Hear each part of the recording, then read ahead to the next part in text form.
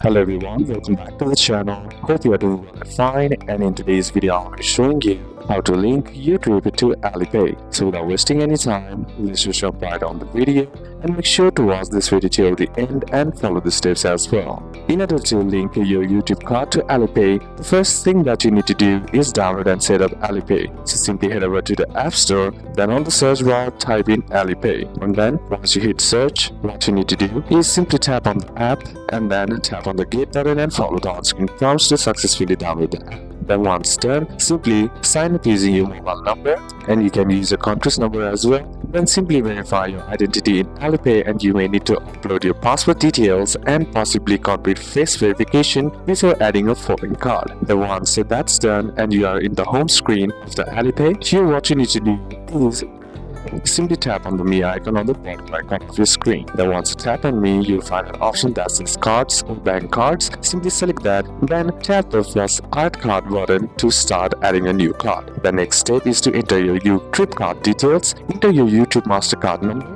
then enter the expiry date and CVV 3-digit code of the back, and then simply create or confirm a 6-digit Alipay payment password when prompted. Make sure you enter your details exactly as shown on the physical YouTrip card, and next is confirm and complete. After entering your card details, simply tap on confirm and let Alipay process the link. If successful, your YouTrip card will be shown on the bank cards in Alipay, and you can now use Alipay to pay merchants in China using your YouTrip balance for QR code payments. So these are a couple of steps that you can apply, and that's it for today's video, guys. Hope this video was useful to you. Leave a like if it did, comment down any questions that you have, and see you soon on the next one.